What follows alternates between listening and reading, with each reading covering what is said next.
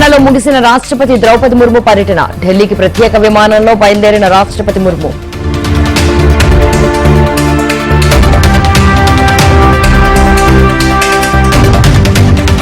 BRS శ్వేతపత్రం విడుదల. రేపటికి వాయిదా. రేపు పవర్ పాయింట్ ప్రెజెంటేషన్ ఇవ్వనున్న కేటీఆర్.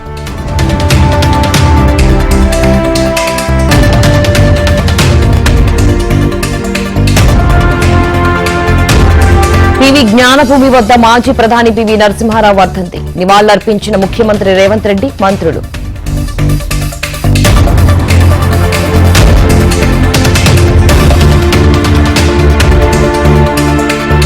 ఢిల్లీ తెలంగాణ భవన్లో పివి నరసింహారావు వర్ధంతి. పివి చిత్రపటానికి నివాళులర్పించిన డిప్యూటీ సీఎం మల్లు భట్టి విక్రమార్క.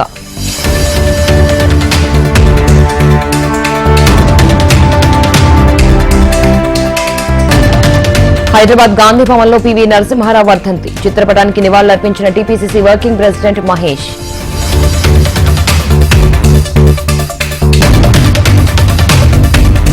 చంద్రబాబు ముందస్తు బెయిల్ పిటిషన్పై కౌంటర్ దాఖలు. ఐఆర్ఆర్ కేసులో బెయిల్ పిటిషన్పై తీర్పు రిజర్వ్ చేసిన కోర్టు.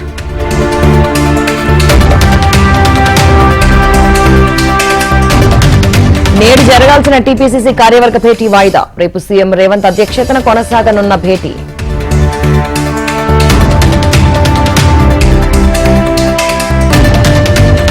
తెలంగాణలో 28 నుంచి కొత్త రేషన్ కార్డులకు దరఖాస్తులు. గ్రామ బస్తీ సభల ద్వారా లబ్దిదారుల ఎంపిక.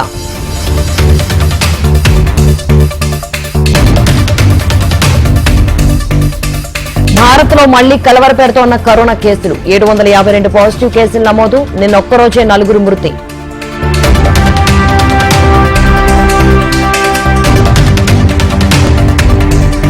తెలుగు రాష్ట్రాల్లో నమోదవుతున్న కరోనా కేసులు. తెలంగాణలో 9, ఏపీలో 6 కరోనా కేసులు నమోదు.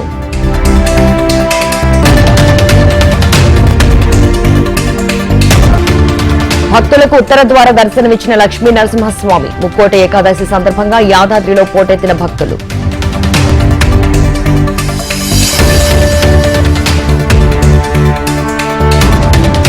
ఉమ్మడి వరంగల్ జిల్లాలో వైకుంఠ ఏకాదశి వేడుకలు. విద్యుత్ దీపాలు, పుష్పాలంకరణతో ఆధ్యాత్మిక శోభ.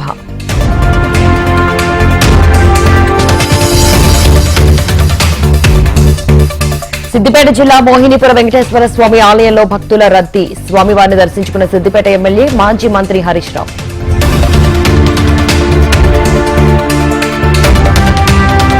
భూపాలపల్లి జిల్లా కాళేశ్వరంలో ఘనంగా ఏకాదశి వేడుకలు. రామాలయంలో ఉత్తర ద్వారం నుంచి భక్తులకు దర్శనమిచ్చిన స్వామివారు.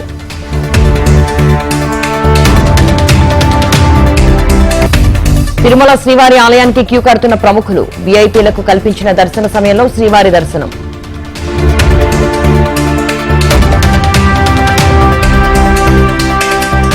శ్రీశైలం మహాక్షేత్రంలో మల్లన్న ఆలయంలో భక్తుల రద్దీ. ముక్కోటి ఏకాదశి సందర్భంగా స్వామి, అమ్మవార్లకు ప్రత్యేక పూజలు.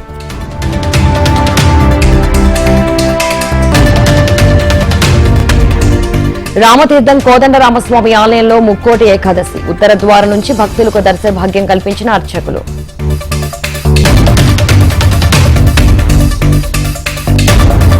సింహాచలంలో అప్పన్నస్వామి ఆలయంలో వైకుంఠ ఏకాదశి. భక్తులతో కిటకిటలాడుతున్న సింహగిరి కొండలు.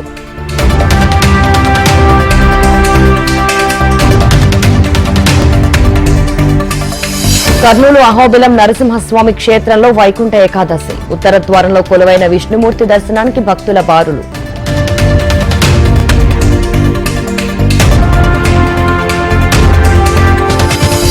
అరసవెల్లి స్వామివారికి ప్రత్యేక పూజలు చేసిన అర్చకులు. సూర్యనారాయణ స్వామి ఆలయానికి పోటెత్తిన భక్తులు.